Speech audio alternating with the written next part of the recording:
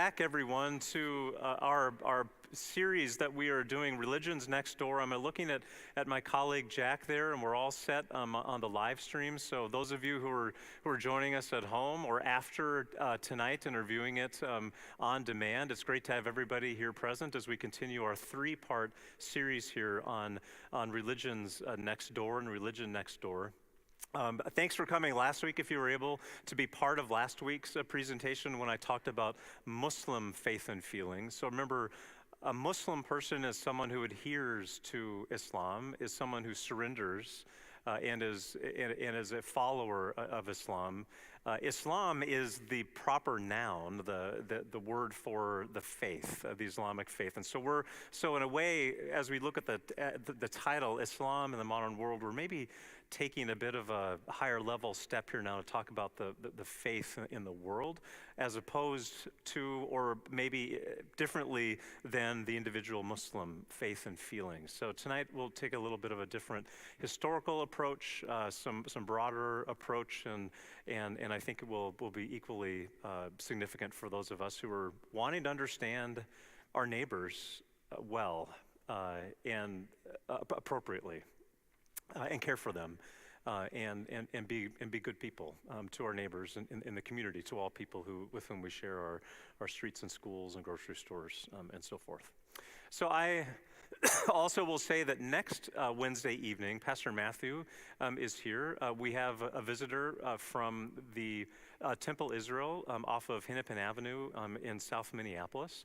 Matthew, as you know, is a singer. We've all enjoyed his talents in worship, but he oftentimes will go to Temple Israel on the High Holy Days and help sing at the synagogue for their High Holy Days and be a cantor. Their chief cantor, their senior cantor, is a good friend of Matthew's, and they're going to be talking about Jewish practices and spirituality next week. And so we'll have a nice, wonderful back and forth, more of a dialogue presentation between Pastor Matthew and his friend who will be our guest.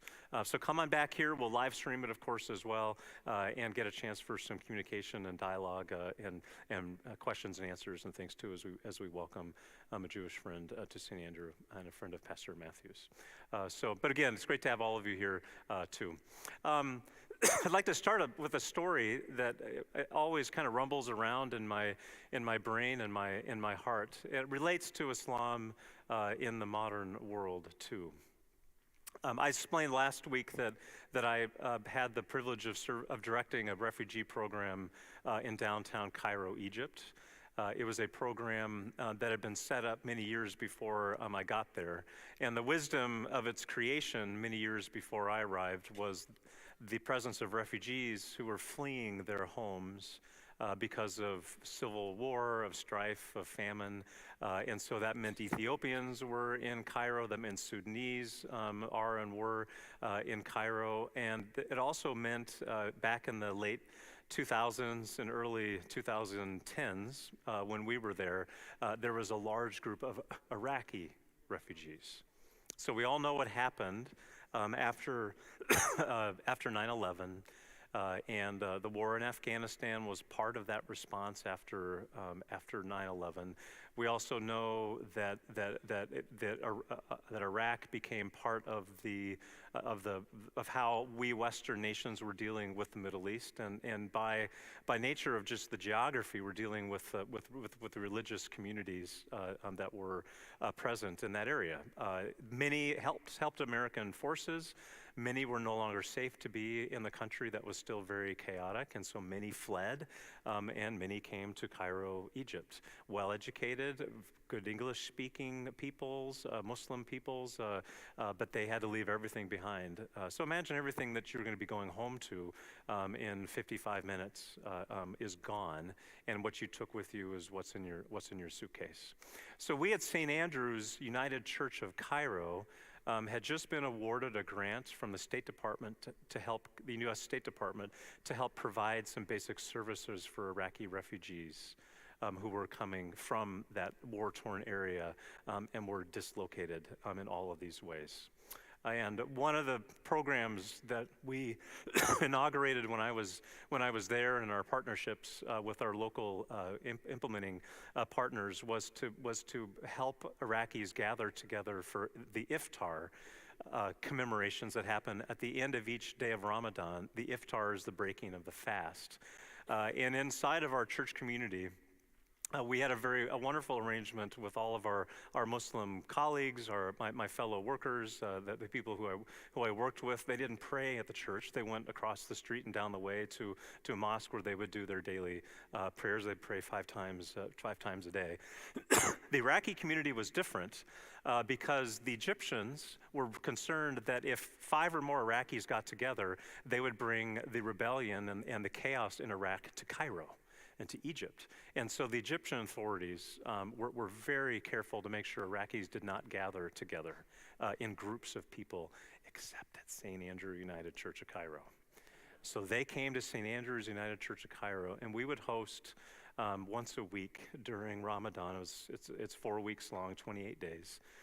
We would host then an iftar celebration, and there were these wonderful Muslim Iraqi families who could not get together legally with more than 4, and they were oftentimes many more than 4, but they could do so in our church fellowship hall, essentially. And how gracious they were and respectful that they were in a church that wanted to make sure they had a place to be. What I want you to pick up on the tones a bit in my sharing this story is the crisis in the Middle East that brought them to Cairo. So we've all followed, at least from our perspective, our American perspective, the Gulf War and the aftermath of the situation in Iraq. You also hear when I tell that story that there is a wide collection of Muslims. Some are Egyptian, of course, that lived in Egypt where we lived, but these were Iraqi Muslims, and they loved to be together. They didn't mind going down the street and across the way to the mosque for their prayers if they worked for us. But they also love to be national, and they love to celebrate community all together. And I just want you to begin here now to think about how these international events that happen, that even though we hear about them in the news and watch them and follow them, they ripple around the world in these amazingly complex ways. And I think our American expression or understanding of 9/11 and the aftermath of all of that is extremely authentic to our own experience. But it's extremely authentic and historical and memorable for these local communities that are enduring it also, from their own perspectives. So you heard me say last week that one of the things that I truly hope is that if some of my Muslim friends in Cairo were hearing me speak, that I want them to hear me speak in the ways that I want to be with them. I want to be authentic, and I want to be respectful and trusting. I want them to know that I, as a Christian white American talking about Islam, is not that they are sharing their faith and their experience themselves, but I humbly am trying to do a little bit of sharing to you, my people here, hoping that they will say, "Good job, Peter." You know what I mean? That's what I want. I want them to say that I'm giving this what it needs to be from my perspective, but I'm giving it for them too, because I think it's that experience for me in Cairo. Not only growing up as a child, as I explained last week, but also professionally, there was nothing that made me more proud and more faithful and more of a thanksgiving to God were the times when we could bring that kind of healing and wholeness to the community. And it was profoundly special for all of us to be able to create those opportunities for the community. So. But that sets the tone a bit to what the things are that we're going to be talking about here tonight in more detail. But let's just go back a bit to making sure we're on the same page together about defining the religion as we talk about religion in general, to make sure we're approaching it with a humility and a kind of we're always on our seated at the feet of whatever master it is that's teaching us and that's instructing us. That we try to understand as much as we can, but it's immensely diverse and complicated. Because we have 2 billion Muslims in the world, and so it's really hard to know how each individual person feels about their faith and about their lives and about their history, their national history, the history of their faith, which I'll get into a little bit. It's hard for us to know what everybody, so I'm going to paint with broad brushstrokes. I mean, that's what as an academic studying Islam, you paint with these really broad brushstrokes, but I don't want to forget that these are individual people that have their own individual experiences. That there's this ideal community of the faithful patterned by its founder. So in this case of Islam, it's Muhammad. In the case of like Christianity, it's Jesus. So there's this ideal understanding of how we might think Jesus and the early Christian community around him with the 12 disciples and so forth worked and functioned. But what really does the 4 Gospels and the letters of the epistles really tell us about what that was like? I mean, we continue to study it to this day and gain new insights as we study it. And how much do we know about the early Islamic community too that Muhammad was forming up? And how do we totally understand that? And then thirdly, what is the empirical reality of that community in its actions through history is a whole nother deal. So it's one thing to think of the 12 disciples passing out loaves and fishes by the Sea of Galilee and everyone being grateful and stunned that there could be enough food so there's 12 baskets left over. It's another thing for us to say, well, Christian history has not always been that grace-filled and kumbaya in the 2,000 years since Jesus did these things. So there's a difference between the ideal community and then the empirical reality of the community and its actions through history. This makes studying religion so extremely complicated, but also rich and diverse. And I hope in the next 45 minutes to give you a sense more about what I'm thinking about as we try to understand Islam with all humility in mind as we learn here tonight. So what I wanted to ask of you to share with me out loud, why bother studying another religion? I wonder, why are you here tonight? As I talk about some of the parameters around how much do we know and how much can we know and how study is important and humility is important. Why are you here tonight? Why bother studying another world religion and another group of faithful people? So if you would be willing to say it out loud, I'll have to repeat it for our people who are online so it can be on the microphone. But I'm wondering, yeah, Bob, why would you study another religion? I've always taken the position that there are several pathways to God. Okay. I'd like to learn about the faith traditions of other religions. Yep, I've always considered, says Bob, that there are several paths to God, and I want to learn more about those paths. Okay, yeah. I work with Muslims side by side. Uh-huh. Better understand their history and their religion and how that I could better relate with them. Yep, so Jonathan works with Muslims, and so he wants to understand and relate to them better because he shares such valuable time with them. Judy? I feel the extremists get all the publicity, and Yeah. I'd like to know what the real community is. Yeah, I feel like the extremists get all the publicity, and I want to know what the real community is like. Yeah, that's great. Yeah. Those are all really great reasons. Yeah, Margine. Some who are here are going on the trip to Egypt, 90% Muslim. It's going to greet you the first day that you're there quite dramatically. And so for those of you who are traveling, this is a chance to get a sense of what we'll be seeing for those of us who are going. I jotted a few things down. You've already said a few of those things, but a couple more that I'll add. Understanding our neighbor, as Jonathan said. I think comparative religion is a way to understand our own faith better. This notion of 5 times a day for prayer, and then Paul saying, pray without ceasing.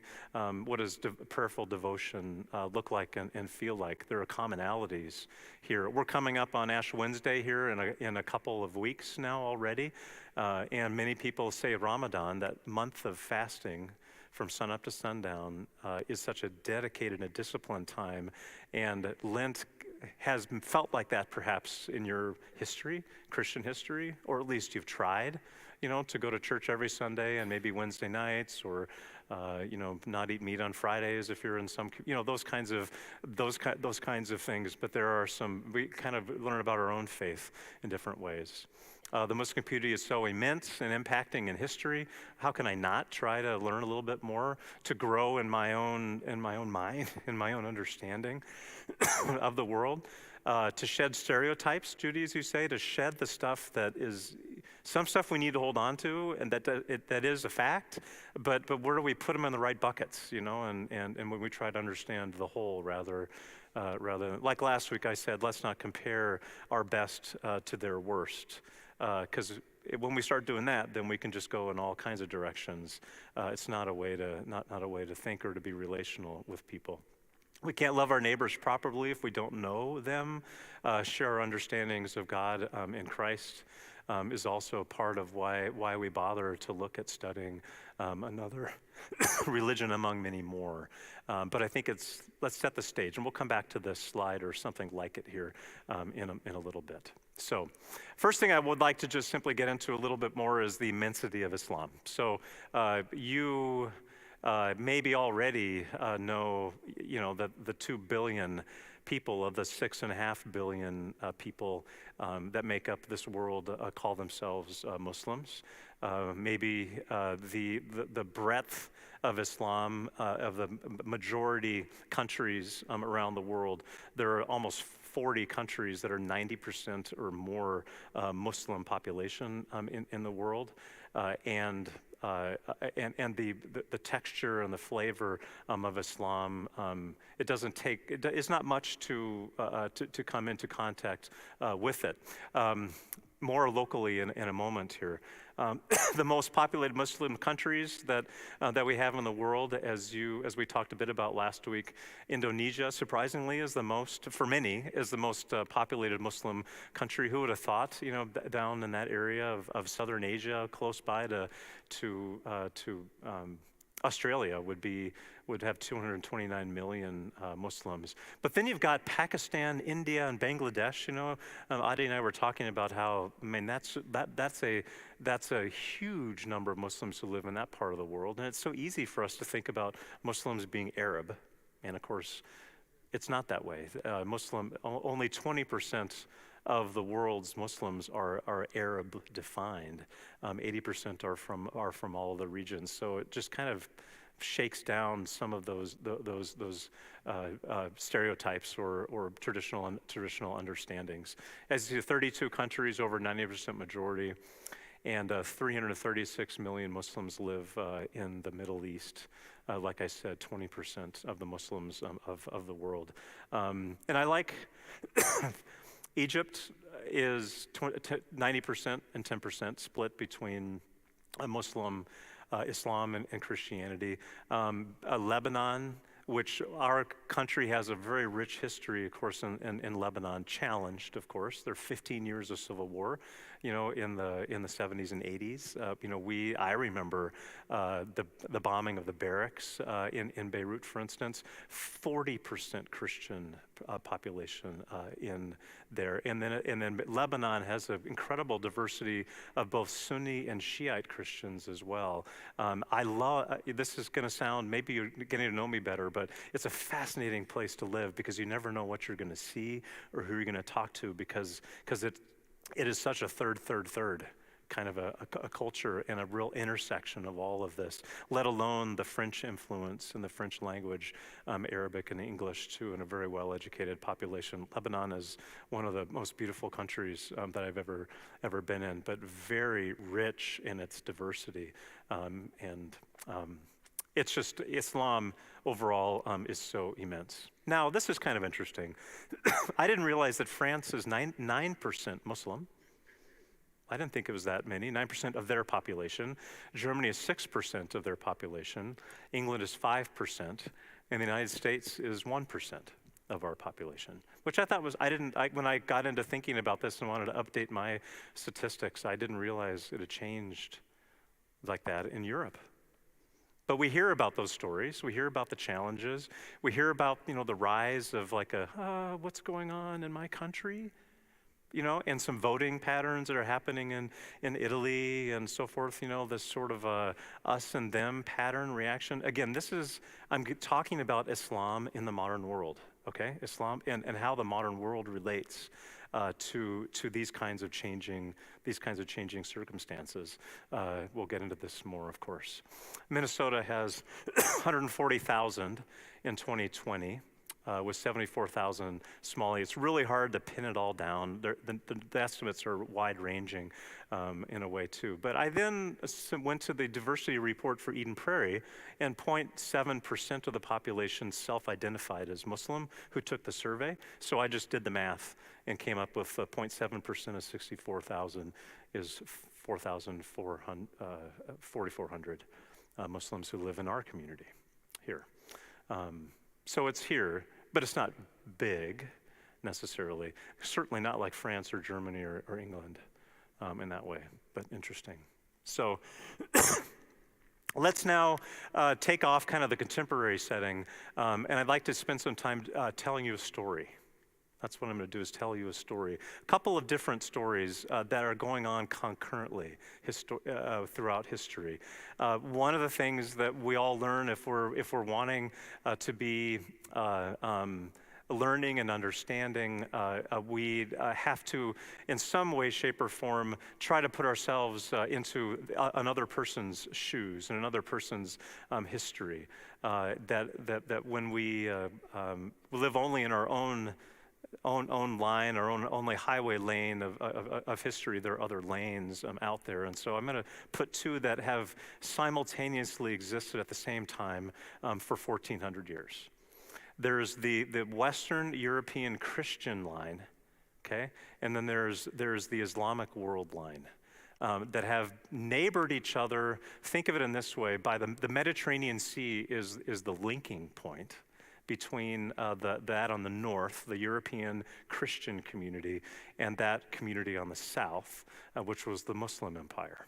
Okay, and they've been neighbors for 1,400 years. Okay, in that way, and so I'd like to first start with these centuries of Europe. And again, I think my history professor in college would be like, Peter, you're being way oversimplifying in this. But I'm not here to lecture about 1,000 years of European history. But I want you to put yourself into this period of time with this list of things. This is called the Dark Ages. Okay, so you've heard that word before. It's the Middle Ages, but it's also called the Dark Ages, that began with the fall of the Holy Roman Empire in 476, okay, in Rome. Things got disheveled and the Holy Roman Empire fell. Generally speaking, there was a decline of a centralized authority around in Europe, and feudalism and these kingdoms became more and more prevalent, divisive, smaller, and of course there were economic, intellectual, and cultural decline. Are you channeling some of your high school or college history a bit? Europe was in the Dark Ages here.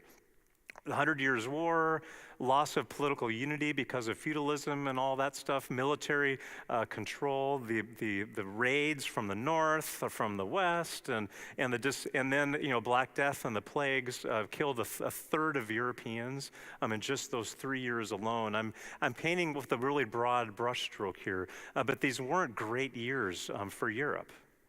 You know what happens after that. We're going to get to this in a little bit here, but you know what happens. Let's say, we Westerners in an old style would say, well, Christopher Columbus launched us in 1492 into a new thing. And and I know that there's Indigenous Peoples Day and Columbus Day and all that, but that's maybe a linchpin or a fulcrum point in history for Europe, because it got Europe woken up in a way, or at least thinking differently. That's Europe from the 5th through the 15th centuries. Big broad brushstroke, okay? Let me do roughly the same time some Islamic history for you, okay? Because this is something that was going on at exactly the same time, but in another part of the world, but to the south, okay? The Prophet Muhammad was born in 580 in the Arabian Peninsula. Arabia is what it's called. It wasn't Saudi Arabia. The Sauds would come along far later in the 20th century and form Saudi Arabia. But this is just Arabia. Okay, I talked last week about how Muhammad, when he was 30 years old, was in a cave outside of Mecca. Sorry, here I go again. This happened last week a little bit here. He was in a cave. The angel Gabriel appeared, and he said he began to receive a revelation from God, from the angel Gabriel, that said, recite. Eventually, what he recited to his followers when he went back down into the community was written down. And so what he was reciting was eventually written, and that became the basis of the Quran, the holy book of Islam, okay? In 622, things were getting dicey for Muhammad because he was gaining followers and he was upsetting the betters of the culture there. Does that sound familiar? I mean, not surprising there at all. He had to make his way to Medina. You can see the two places, Mecca's down there and Medina's up here. He had to make his way for his own safety to Medina. Muslims call this the Hijrah. This was when when the Islam became a political movement that became bigger than just Mecca, but it became more regional when Muhammad made his way, made his way. And this is when the Islamic calendar begins. So the Christians begin our calendars at 4 BC with the birth of Jesus, because it wasn't actually 0, because we didn't know when Pope Gregory set the calendar, but that's all history. 4 BC is when Jesus was born, but year 0. But the Muslim calendar begins at the time of the Hijrah in 622. So if you are reading in textbooks that are honoring all the dates, it's fascinating to see the Christian date and the Muslim date side by side. Because the 0 in the calendar is 622 for Muslims who are following that tradition. But 8 years later, he continued to gain in popularity. It continued to be recited to, and things were starting to get written down. Like I said, and he made his triumphant return to Mecca, and that's when the faith community really got going. And Muhammad died 2 years later. Okay, so this is all happening while Europe is doing what? Europe is starting to turn inward, right? The rightly guided caliphs that we talked about last week, these are the people that the community elected to be the leaders. They were the caliphs. The Shiite tradition is the one that said that Muhammad's nephew should be the leader. So there was a split there in Islam, but the rightly guided caliphs got things going. 636, just 4 years after Muhammad's death, the Persians and the Byzantines were defeated. They were already weak, so not thriving empires anymore. The final edition of the Quran was dictated, written down, and sealed, signed, and delivered. The Quran was done. Okay, it's important for us to think about that in a little bit here. The first Umayyad dynasty in Damascus, Syria, was founded in those years. And then in just a few decades later, Muslims' armies were entering Spain. We're knocking on the door to Europe. So this is an actual physical map of the European neighbors as we use that 2 lanes of history that are going on at the same time. The darker brown is that early time when Muhammad was alive, okay? The rightly guided caliphs, there was that expansion, and then the rest of the expansion then expanded all the way to Morocco and all the way past then modern day Iraq and Iran and down into India, took a little over 100 years.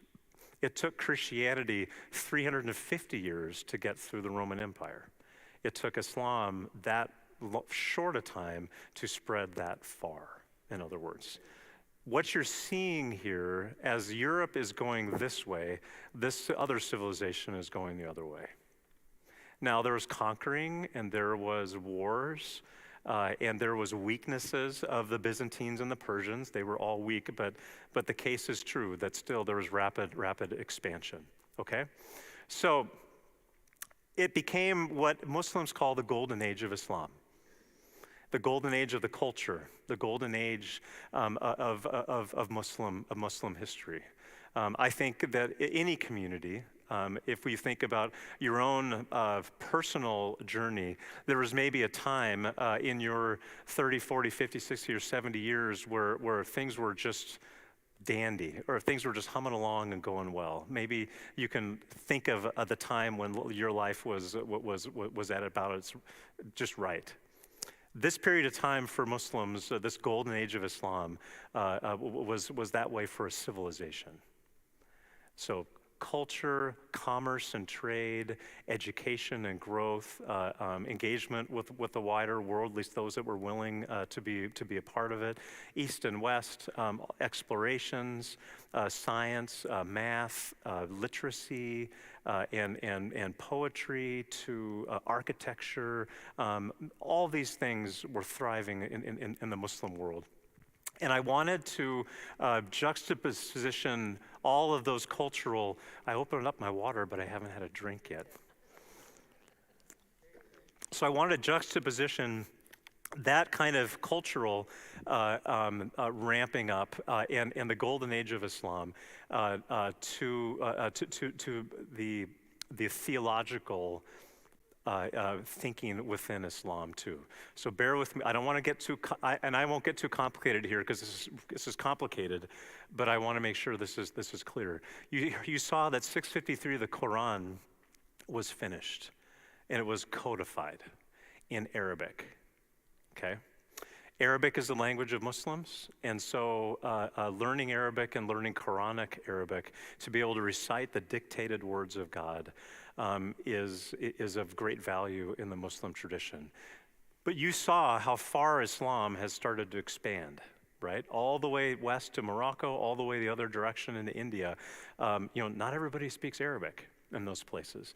And there are places even today where people don't speak Arabic, but they speak Quranic Arabic. They can recite the Quran from beginning to end, but they don't speak Arabic, but they can recite Arabic. Arabic is so critical. But the Quran was codified and done. Okay. Now, hadith is the word that is used to describe the traditions of Muhammad. So if the Quran didn't say something in particular about how to act in a certain circumstance, what the Muslim community did was they looked at the documents of the hadith. These were people who wrote their blog entries. They wrote their journals, and they said, I was with Muhammad, and when this happened, this is what he said. Or these are the traditions of the prophet that aren't Quranic, God's words, but they're the things that Muhammad said or did. This is known in Islam as the hadith. It's the second source of how the Muslim community orders itself. The Quran and the hadith, the traditions of the prophet, okay? A little bit later on in Islamic theology then, there is this analogy. So say for instance, if I take a drink of wine and it makes me feel a little lightheaded, then any medicine that I take that makes me feel a little lightheaded, a narcotic or an illicit drug or something like that, falls into the same category as drinking wine. And so drinking is not permitted. But it doesn't say that I can't take a narcotic in the Quran. But because it does the same thing to me, then this is also forbidden too. Don't get me wrong. Muslims take medicine, so no problem. But the analogy here is that if it doesn't say it in the Quran, and if Muhammad doesn't address it, we can at least make decisions about how to order society based on analogies like that. And there was a whole practice of setting that up within Islam during these years. During the boom of the Islamic age, that life was being codified, that the way you function in society was being more and more narrowly and specifically defined. Later on, then there was a consensus, and so what does Tom think? What does Adi think? And if we all think that this is appropriate, then that's the way we're all going to be. Then so we develop a consensus, and then it becomes a tradition, and then at the year about 1000. AD, there was a theologian who said, Ibn Rushd was his name, and he said, we now no longer need to do any more independent interpretation. The Muslim tradition is the Muslim tradition. Just like the Quran was codified, now life is completely codified. We no longer need to do anything more in the world. We have it all figured out. Stop. So this independent interpretation, ijtihad is the word in Arabic, was ruled no longer appropriate. You cannot think for yourselves, or the community. We know what we stand for. We know how to function. We know what to do, and this was the golden age of Islam. Okay, I can't tell you how important it is. It's a big, broad brushstroke here that I'm making, but it's very important for us to now try on for size a faith community that has said we're done changing, we're done thinking, because everything is set in the year 1000. And they, for several centuries, were able then to do their thing. Islam was able to really very much do their thing, because what was Europe doing? They were continuing to be weak.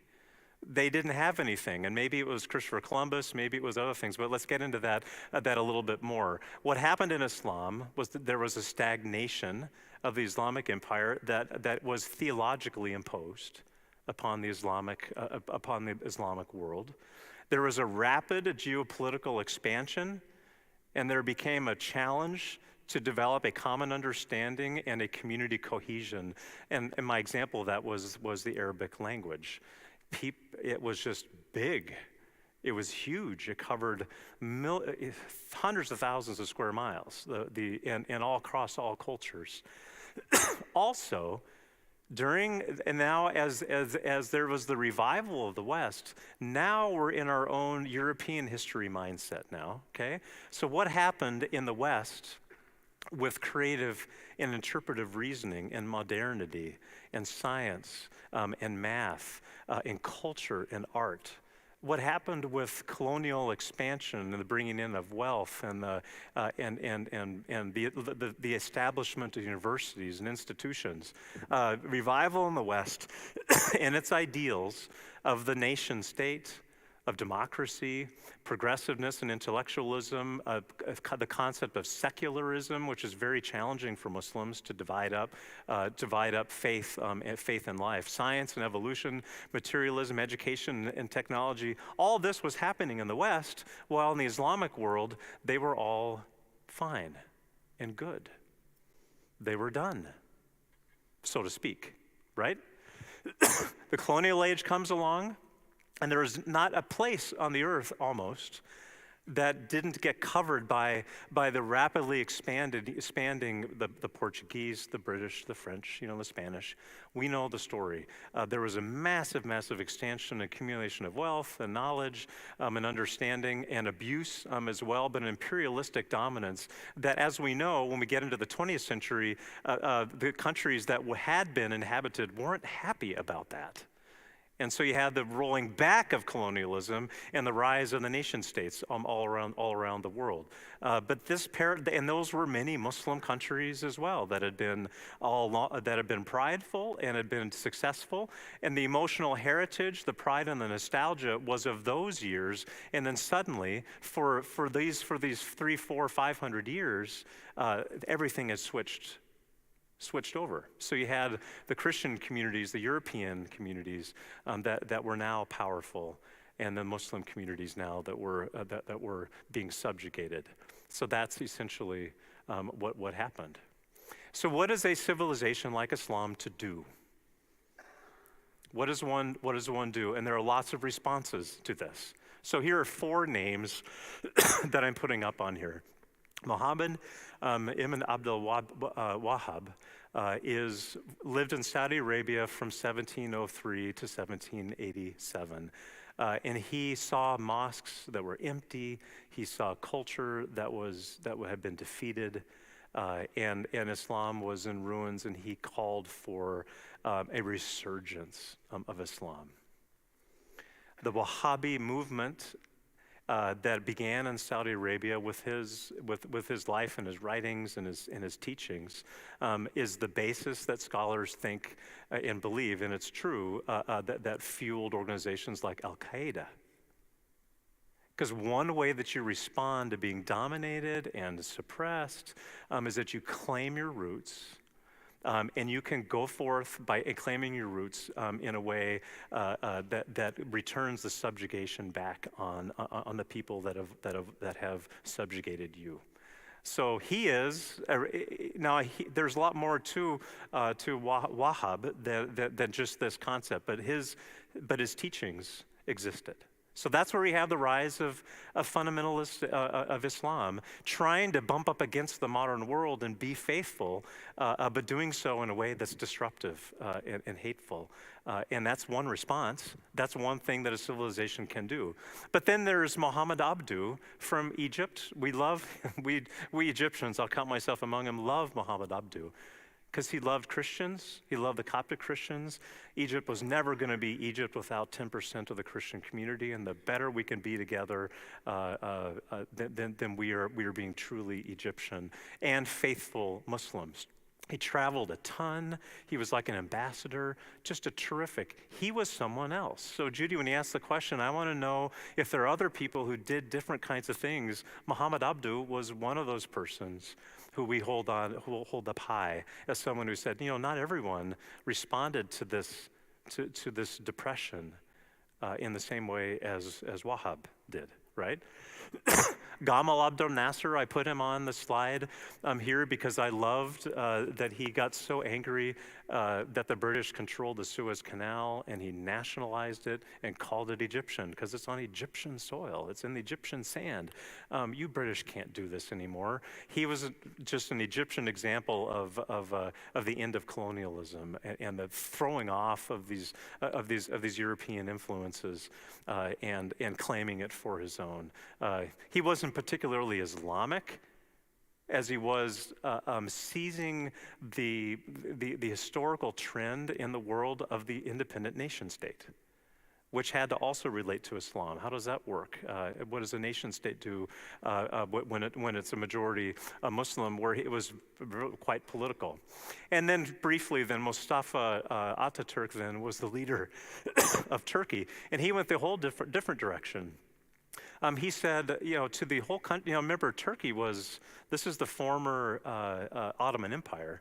He said to women, take off your scarves, wear slacks, close the madrasas or the religious schools, because we don't need the religious stuff interfering with secularism. And we have to align ourselves with Europe. And still to this day, right? Turkey, are they Middle Eastern? Are they European? Are they NATO? Are they that kind of thing? Kemal Ataturk, that was another response, that you let religion, you put it over here in a few chairs away, but let ourselves be an independent nation state that's looking to be like Europe was in its own way. 1.3% of Swedes go to church now. It's that kind of secularism. And in Germany too, for those of you who have been in Germany and visited the former Eastern German, the Turkey, they fought this rejection of Islam in order to be modern, and to be modern was to leave all those things behind. So that's another response. What is a civilization to do? Turkey went one path. And they still deal with those circumstances to this day, okay? So coming back to that original slide, why bother studying another religion? Why bother learning about your colleagues? Why do we gather here and listen to me talk about these two big streams of religious history? So to understand and appreciate the background of our neighbors, I don't want you to think that our Muslim friends are not aware of these 1,400 years of history, because they are very aware. It's very much a part of the struggle of being a Muslim today, to Muslim in the world today. And I would also say that a lot of the things that Muslims struggle with in our society are not very foreign to what the kinds of questions that we ask. Why is there ice time on Sunday mornings for hockey? That's church time. Creationism and evolutionism, or the struggles that Muslims have are not at all foreign to the struggles that Christians have in our society.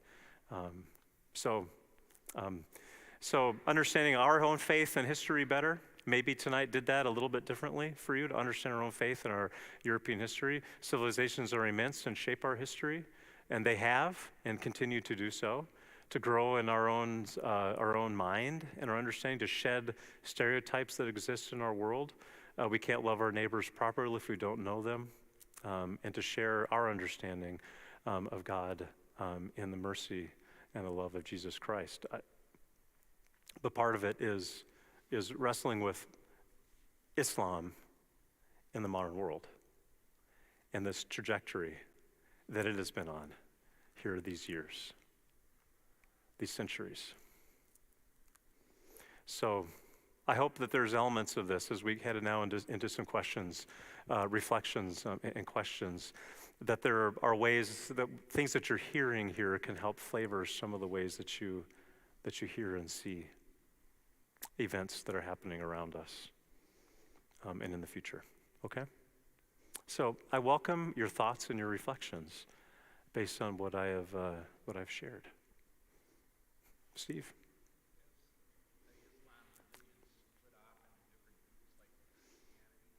Mm-hmm. Has Islam split off into different groups like Christianity? Yeah. So for us to think about the immensity of Islam in terms of like geographics and population, there are absolutely ways where you can see similar branches of Islam that have happened through the course of history. That it's exactly the same as Christianity is not an apples to apples comparison either. So on the one hand, you have Arabic as the language that holds the Muslim community together. The Quran is the revealed word of God, and it is dictated by God, and it's true in that form in Arabic, no matter where you are. But the Shia-Sunni split is the biggest one that we know about, but there are other groups and communities that have spun in different directions too. When in Cairo, we used to go see the Sufi dancers, the mystics, and that's a whole nother branch of the emotionalism and spirituality behind Islam that became its own little branch, sometimes persecuted. But it became its own expression of Islam. So there are similarities, but also differences with how the different branches of Christianity have split off. But that's a good question. It's complicated. Yeah, Chris. Where does jihad fit into all this? Yep. So last week, I talked about the 5 pillars of Islamic tradition. So it's fasting and Ramadan, it's prayer 5 times a day, it's zakat, it's the almsgiving, it's confession. I listed the 6th one as being jihad. That's held by some Muslims as being an action of a Muslim. Jihad, as I said last week, is a striving, and there's a greater jihad and a lesser jihad. The greater jihad is the striving to be faithful. And that takes the form of going to the mosque on Fridays, of praying 5 times a day, of being a honest faster during Ramadan, that kind of striving. The lesser jihad, though, is the violent one where someone who is being a jihadist will do a holy war. That's not a fair translation of the word. The fair translation of the word is to strive. There's a greater striving and a lesser striving. And so our own history, and we've been the recipient of some of these actions, of course. But I think, but among my friends and among a vast majority of Muslims, the process of doing holy war to bring about change is not accepted. The jihad is just the way in which we as Christians are practicing jihad by trying to be faithful. Trying to be faithful people. Yeah, like that. Bob. Since Islam is spread throughout the world, is the Quran and their local practice of the Quran translated into the common language of the people in these different countries? Yep.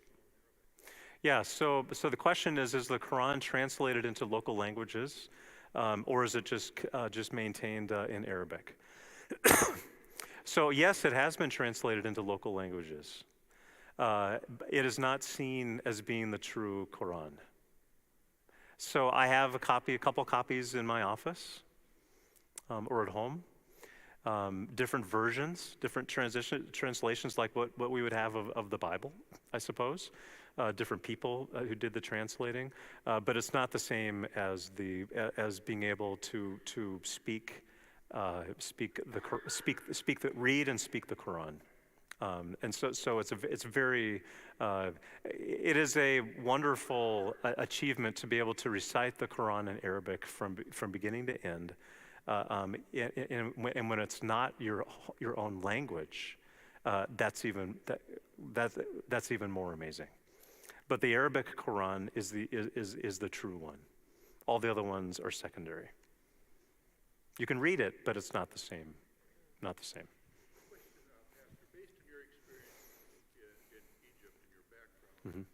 how quickly, after the Arab Spring, how quickly the Egyptians rejected the Muslim Brotherhood? Oh, yeah. Was taking over. I mean, Mm-hmm. less than a year. Yeah, Egypt was a fascinating. So the question is about Egypt and about the rise of of Islamic fundamentalism in Egypt and how quickly it was rejected and I could do a quick overview, Mike, of that. So Hosni Mubarak had been president of Egypt for over 30 years. In 2011, he was overthrown in the Arab Spring that had started in Tunisia and swept its way through Libya and into Egypt.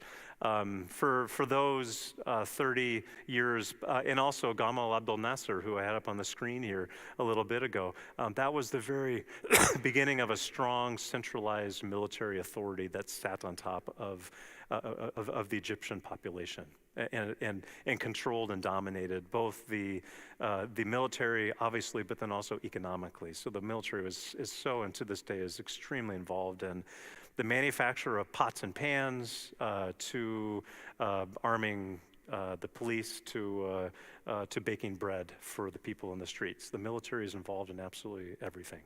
When all that got lifted off, the government was overthrown. We had a season of about 2 or 3 years when there was the election of a Muslim Brotherhood man, and why can't I remember his name? Right after the Arab Spring. And then also a huge upsurge of conservative Muslim voting within the Egyptian population, so that it was like 36 or 37. Morsi was his name. Had about 38% of the population self-identified as being ultra-conservative Muslims. It scared the Christian community to. They were like, well, what is going on here? I mean, it had been so clamped down, and is this now the new Egypt that's emerging following this, right? So Morsi was elected. He was not an effective leader right after Mubarak was out of office, and it only took a couple of years and now Sisi, of course, is the president of Egypt now, a military man who's the status quo, now of what it was before. And so Egypt accomplished very little in the Arab Spring in the end. But now, of course, the Salafis or the ultra conservatives have now been pushed back down now below again. So if they're still there and rumbling around, yes, that's true in Egypt. But there's a military control now that exists again, an apparatus that exists in Egypt that has kind of brought it back to that state now as well in Egypt. So that's a general overview. Mohammed Morsi was elected. Yeah. The Salafis. Salafi. Yeah, was a general word to label the ultra conservatives. Yeah. Islam in the modern world, right? What is our civilization to do? We've been suppressed by our leaders. We're Muslim, and so, it's a story of history and politics, and that's what all this is really. It's not as much religion as it is just politics and control and wealth and oligarchy. That's what Egypt is, right? It's just several families that control almost everything. So, Judy?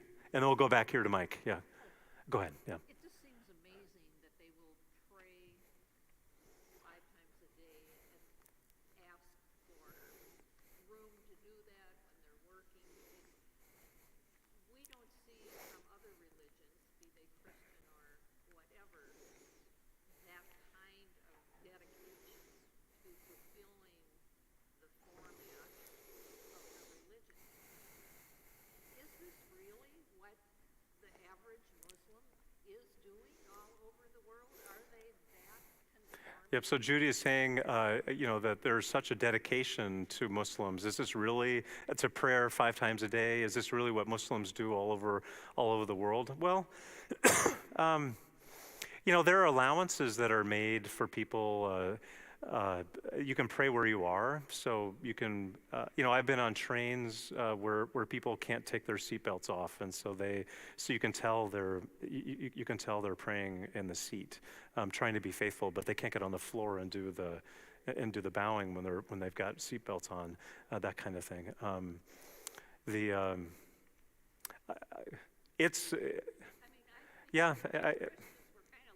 As Christians, are we loosey-goosey and are Muslims more? I think Ramadan is a classic example of you just really know something's, when you're in a majority Muslim country, you really know something's going on. You just really do. There's chronic incantations coming out over the minarets in the neighborhood for hours on end, just simple melodic Quranic recitations that are being sung. People are focused, and it's lovely. It's impressive. Yeah, it's impressive. But no, does everybody do it all the time? No, no, not all the time. So, Mike, yeah. So you mentioned in the year, it was 1000. Mm-hmm. Yeah.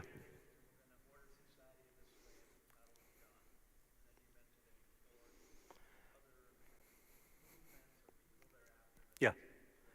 Mm-hmm. I'm wondering, as we think in our current society, some of the conflicts or questions we have about Muslims or Islam, one being the treatment of women, rights, Mm-hmm. access to education, all those sort of things. Where does that stand? Are some churches still at this freeze, we're staying where we were? Yeah. 1000 Mm-hmm. Yep. So the question is really about the locking down of the traditions 1,000 years ago, and where do we see movements in that? Where is there progressiveness and open-endedness, and where is there a sense that we need to go back to the way it was? I generally speaking, the return of the Taliban in Afghanistan is kind of a visual experience that we've had more recently of Afghanistan trying to become progressive, but eventually now has stumbled back into a regressive traditional mindset of we have to go back to the basics. So as tragic as that is, women who didn't have to wear full burqas now are having to be, and specifically mention the role of women, and there are many Muslim societies where women are have a different kind of equality and a way of participating in society than, like when I mentioned the Salafis who were getting control in Egypt for those few years. One of their biggest things was to get women underneath the veil again. And of course, for the Christian women in Egypt, the 5 million Christian women, they're like, well, hold your horses. Let alone the westernized, educated, or just progressive Muslims who balked at that understanding as well. There are expressions of these things in any culture. We have those expressions to some extent in our own culture, and there's going to be great variety in America around that specific issue, let alone in Islam about these kinds of things. But it is the question of Islam in the modern world. What is it going to be? How does it express itself in that particular location historically? And in Lebanon, as I mentioned, I know the choir is getting going.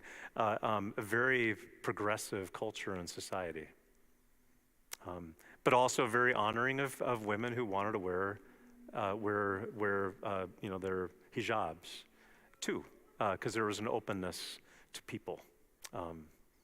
So therein lies the challenge. So okay. Let's let the choir do their thing here as well. If we need to visit anymore, I'm just going to make my way to the narthex, and we can keep chatting out there, but the longer I'm in here, the longer they can't rehearse, is what happens. So I'm going to meet you out there. Thanks for joining us online, everyone.